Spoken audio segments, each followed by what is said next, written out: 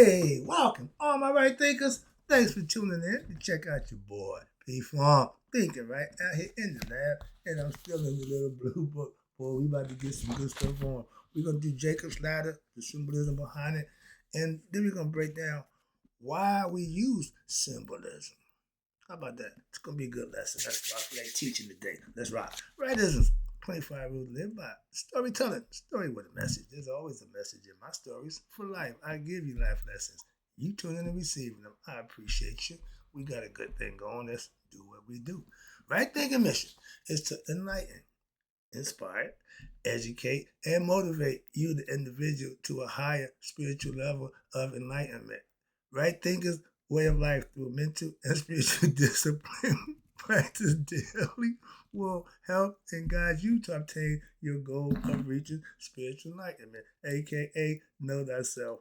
That's right thinking philosophy. My mission is that all right thinkers know thyself. If you're a right thinker, your goal is to know thyself. See where we going with this? Let's get there together. So I asked the question, do you know you? You will when I'm through. That's what I do. It's rhetorical, but if you don't have an answer for yourself, tune in. I got you. A person who knows not and knows not that they know not is foolish. Disregard them. Don't be them. A person who knows not and knows that they know not is simple, but you can teach them. That's why I do what I do for you. Appreciate you too. Stay tuned. I got more for you. A person who knows not and believe and think that they know is dangerous, avoid them. I do. A person who knows and knows not that they know is spiritually asleep. I can awaken them. I'm the spiritual alarm clock, here to wake you up with knowledge of self. That's what I do for you. A person who knows and knows that they know is wise. Follow them. All these persons reside in you. Right thinkers know thyself and two might be true. Now, normally when I'm studying, I highlight stuff that I like to go over. And you see this is all yellow. Yeah, that means this all good stuff. I highlighted everything so I can break it down and go over it. We're gonna talk about right thinking P-Funk philosophy on Jacob's ladder and the use of symbolism. Oh, why use symbolism? Excuse me. So let's start with the concept of Jacob's ladder. Everybody know this biblical concept or Masonic concept with Jacob seeing the angels going and coming up and down the staircase to heaven, from heaven to heaven, from earth to heaven. And over here you see symbolism combination, or the spinal cord, the backbone, going up to what? The brain. The brain represents heaven, bottom represents hell, the physical aspect. But let's break it down a little more. Because in Genesis it says, verse 28 and 12, it says, Jacob's dream of the ladder, reaching from the earth to heaven, with angels ascending and descending, upon it. It carries this is not literal. Bible thumpers, this don't mean Jacob sat down and no, it's a allegorical story, mythological story to teach a lesson, a profound lesson. Jacob's dream of the ladder reaching from heaven to earth is a profound symbolic meaning, particularly when viewed how through the lens of human anatomy and, more important, my concept, spiritual consciousness. We deal with these concepts. The ground on which Jacob was lying represents your lower state of consciousness, not the earth. Stay with me now. And we still talk about the anatomy of the body. And the realm where all individuals are primarily aware of their physical existence. I am so-and-so, Elmer J. Fudd, I want to match in the yacht. That's your identity. That's your ego. But this ground symbolizes the material plane, this physical form, often associated with what? Your carnal mind, your flesh, your physical desires, sexual perversion, where one's focus is centered on all external realities, pleasures, material things, senses, experience, with what? Little awareness of their actual spiritual essence within, the God that lies within them. In this state, the individual is largely what? Disconnected from their inner divine nature, living in this state governed by what? The ego and the limitations of the physical body and mind. That's the ego. It keeps you down here. It keeps you what? Serving itself with pleasures of the physical nature, material concepts, and sensories, meaning the flesh. Personally, more like the perversion. But the concept, again, the ladder of Jacob's dream can be seen and it should be recognized not literally, but as a metaphor. Hello, as a metaphor for your spinal column. Yeah, we just gave you the lesson about that one. Everybody got a concept, and it's fine. But the goal is to understand it's a metaphor, not literal, and which many esoteric, meaning hidden teachings, and spiritual traditions, which I'm a spiritual philosopher, I understand, and is regarded as the essential channel through which life energy consciousness will ascend and descend. Goes up and comes down. The latter, again, therefore, represents symbolically the path of your spiritual ascent. Your conscious, not the physical body, your conscious, your spiritual journey from what? The physical plane to the spiritual plane. From the lower ego self to the higher conscious self. Come on, y'all. And this is Christian stuff. This ain't my stuff. I understand it. Why? Spiritual philosopher. I get everybody's concept. That's what makes me a master. I know this. I understand it. Okay? And what's this? The people who practice this don't know this. Half of y'all don't have a clue. What's this?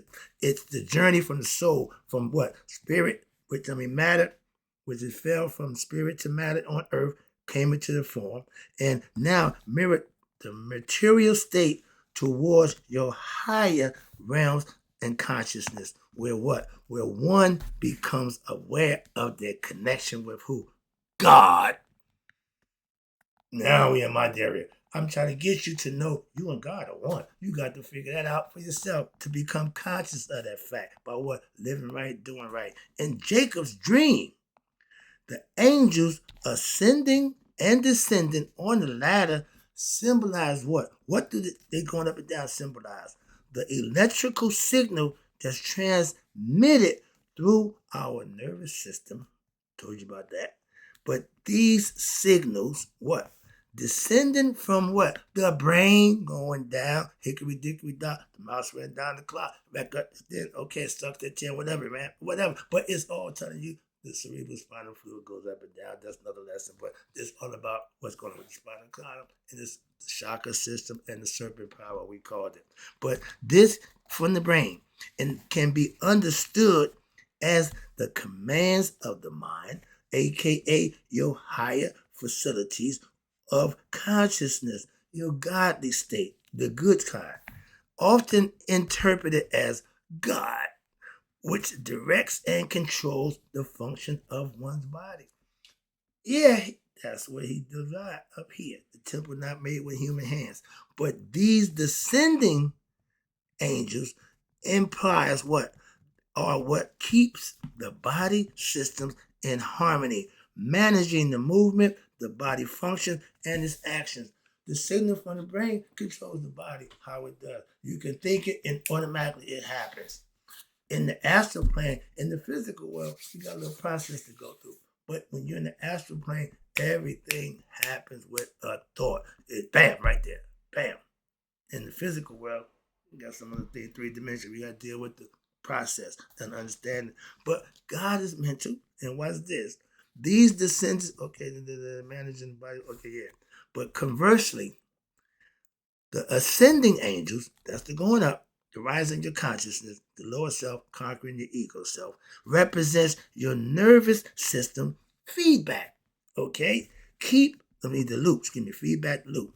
Where what? Where the senses, information from your body, such as the touching, the smelling, the tasting, your hearing, temperature, pain, and other stimuli, is transmitted upward from the body to the brain. The brain only gets signals from the physical body through the five senses. Other part you do on no imaginary, okay, subconscious concept. But this constant exchange of information, millions of neutrons running, connecting with each other between your brain and your body, aka the nervous system, it reflects the dynamic interaction between what? The physical world and the spiritual realm. We are dual individuals with a spirit and the physical body, hence dual. They are what? Vital forces that report the body's condition back to what? The higher mind. If something's wrong with the body, the brain will be the first to know. Allowing what? For balance, aka maya, and coordination between two opposites, which is the physical action and your higher consciousness. Sorry about that. Action, human part. Consciousness, the higher consciousness. You got to heart, mind coherence. Heart, mind got to become one. But this process can be seen as what we call it God's work. Why? Because it's done internal. You can't see God's work. And orchestrating from the inside the intricate functions of the body and your mind through a what? Harmonious flow of energy. Two opposites come together for the one good. Male, female, man, woman, how you want to do it, but they come together for the good. Wrapping it up for this lesson. Oh, I got one more for you. We got the other part, but just gonna wrap this up. Jacob's ladder concept. I'm taking it in with this one. From a spiritual perspective, Masonic concept, where they take and use the tool that Masons, the operative Masons, use to build edifices and buildings physically. They use the same tool for what we call a more noble and glorious purpose, how to build your character of oneself to be better. And that's the concept. All right. Oh, you told secrets? No, that's just a philosophical point of view that they teach. Y'all don't know that?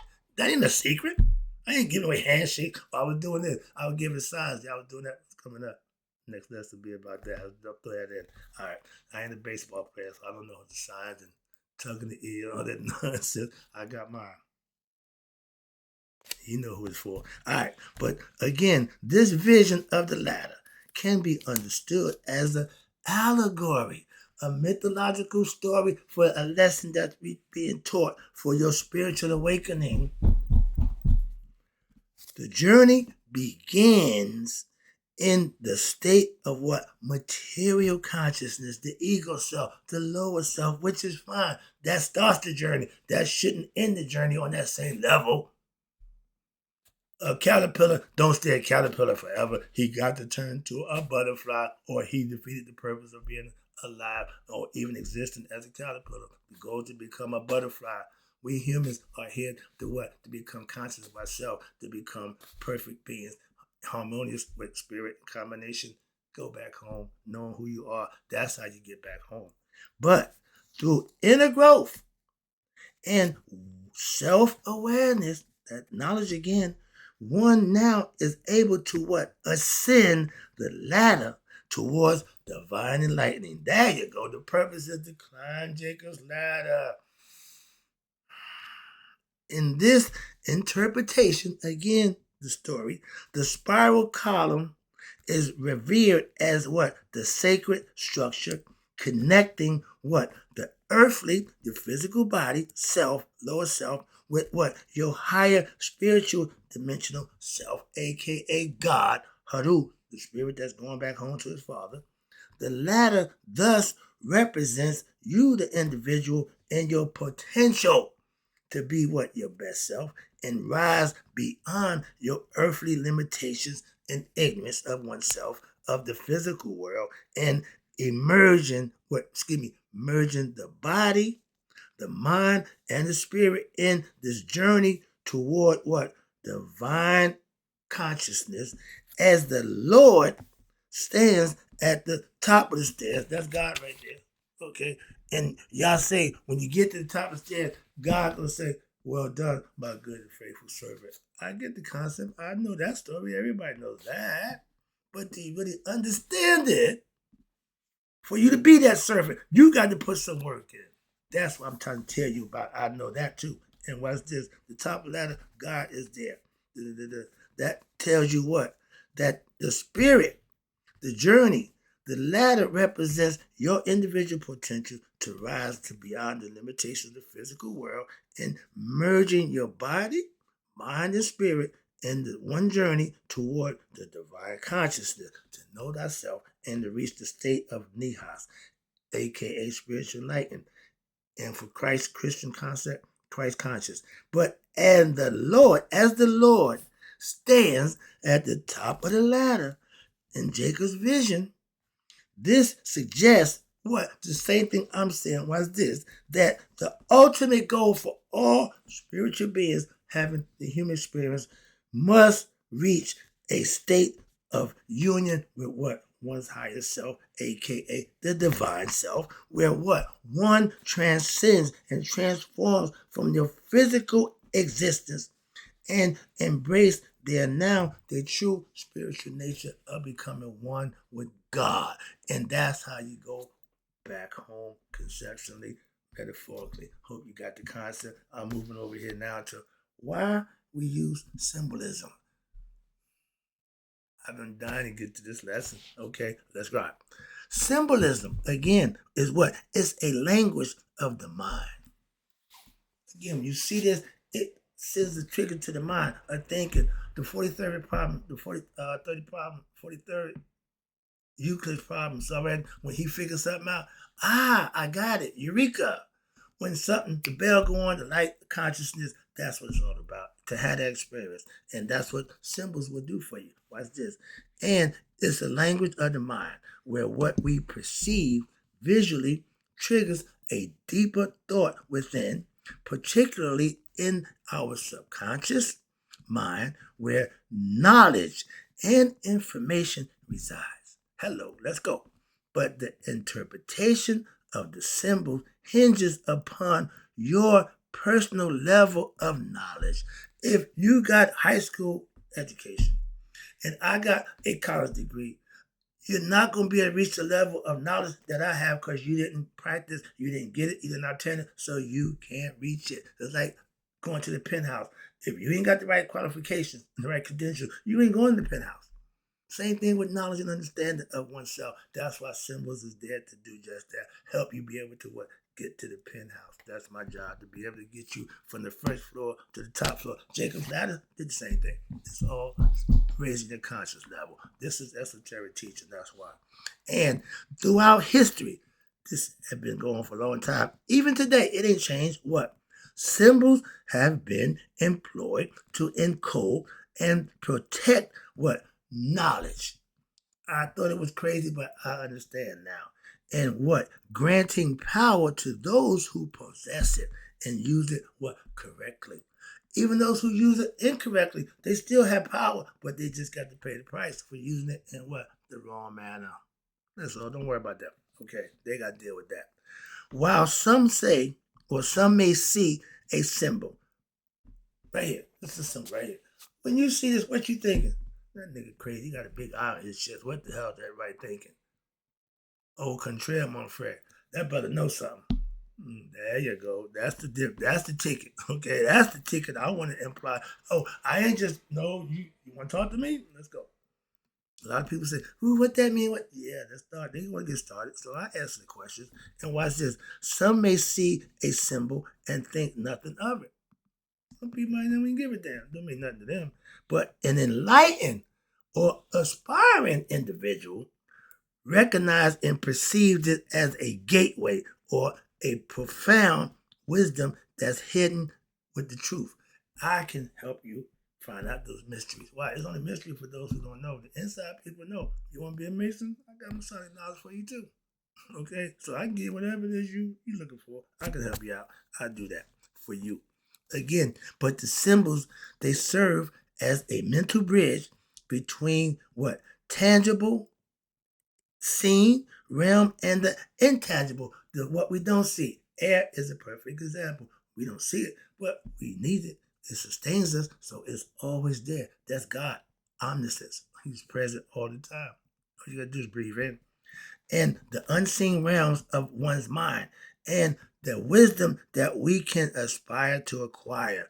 And what we perceive with our physical eyes is merely an effect of what? Manifestation of our higher invisible realms of thought and right thinking, which are the true sources of what? Causation. Cause and effect on the Hermetic principles. If you do this, that's going to happen. You put good work in, you get good results out.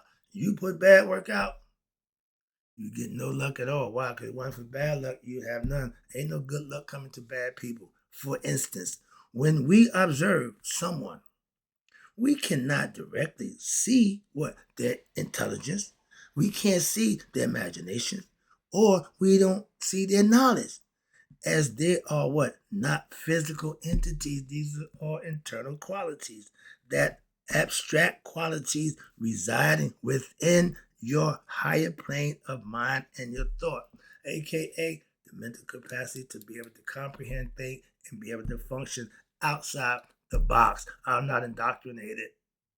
I'm a free thinker. You cannot cut open a brain and find imagination or wisdom. Why? Because they are not material, again, substance. They are abstract, residing behind the physical in the realm of what we know to be consciousness. And symbols therefore act as a powerful gateway in knowledge that we can have that connects us to these higher dimensions, becoming smarter intellect. If you only want a 12th grade education, then that's the limit to your education. That's the limit to your knowledge and experience and expertise in life. And that's only as far as you're going to go. A college degree gets you next level. Why? You can think, you can use the tools that you got, that you learned in college, next level, advanced knowledge. So there are tools. These are the tools, advanced knowledge. College, university, they're all over the place. And there are tools that can activate your deep thoughts and stir your subconscious, and able to unlock the hidden knowledge that we all are capable of, aka potential, to be our best self. And by engaging with symbols and signs and understanding them, the hidden messages, now we tap into that deeper layer of understanding and comprehension, knowledge, and insight that's bridging the gap between the material world and the expensive, unseen realm of consciousness and wisdom. From being able to outthink the ignorant. Do better, be better. If you knew better, you do better. That's the concept. But symbols have been an intricate part of human expression since the dawn of civilization. I got the book, Signs and Symbols of Primordial Man. We've been using symbols. The first one was the circle, representing God. Why? No beginning and no end. We still use it in Masonic law to show the spiritual aspect over the square that is material. Big good stuff. This book has got good information in here, and it's all usable. It's all real. It's all good stuff. Again, but they continue. Watch this. The signs were brought on at the dawn of civilization. We've been doing this since forever. But they continue to play a crucial role in our daily lives right today. Every letter represents a number.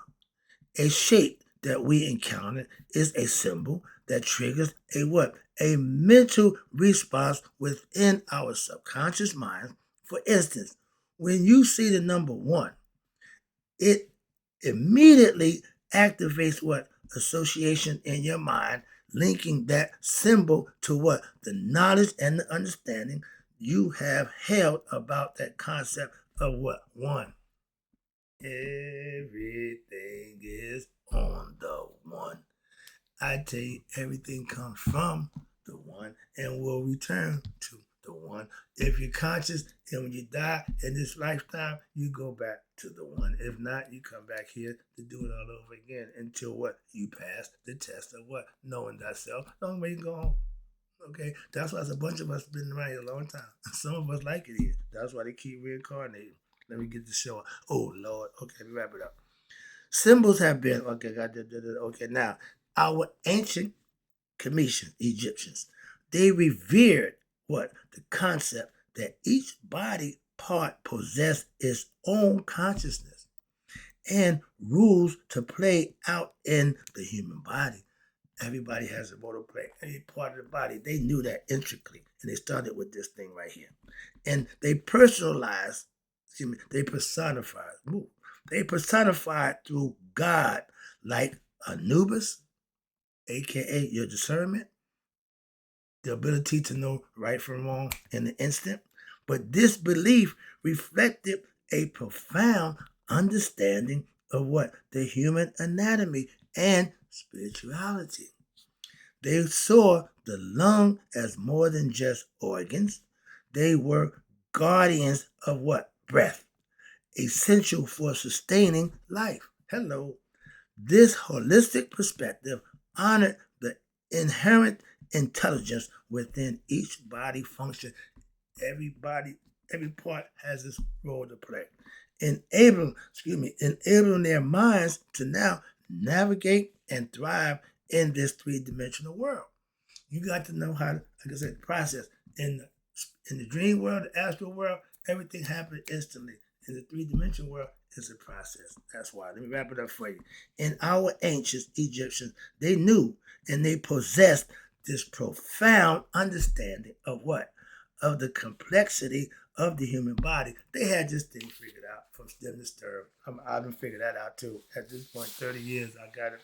He was telling us how this whole thing operates from the brain to the feet and everything in between. All right. In which they what? They regarded the physical body as a sacred temple. There we go. The feet starting to run. I got to calm down. Because this is what I follow their philosophy. So I know when they get here, that's what we look at the body. And watch this. They saw it as a sacred temple, meticulously crafted with the best of everything. When we do on King Solomon's temple, ain't it adorned with the best of the best craftsmen, the best wood, everything was the best, right? Don't you deserve that? That's who you are. And according to divine principles, we are divine spirit beings having a human experience. In this, watch this, in their artwork, they showed it. They utilized the animals, gifts, and other natural beings to symbolically represent different parts of the human body. I didn't give you that lesson, hippocampus. Oh man, this is good stuff. But this symbolic approach to the human body is a reflection of their reverence for what?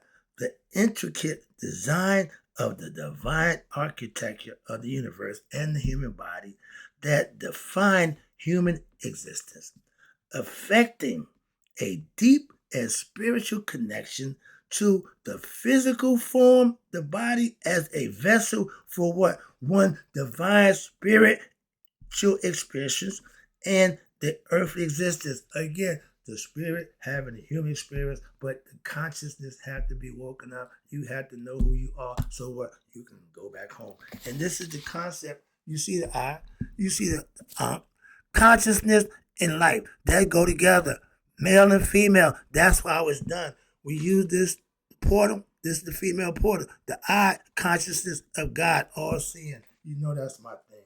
Hope you enjoyed the lesson. I'm getting excited. I got more for you. Oh, I'm not done. We only have page 65. We got a good ways to go. And I'm just going page by page. Hope you enjoyed it. I always do give it to you. So in closing, right thinkers, may you all live to be 100, me, 100 miles a day. So I've never known my right thinkers who now better understand Jacob's ladder and symbolism with that one and why we use symbols. I'll be right back.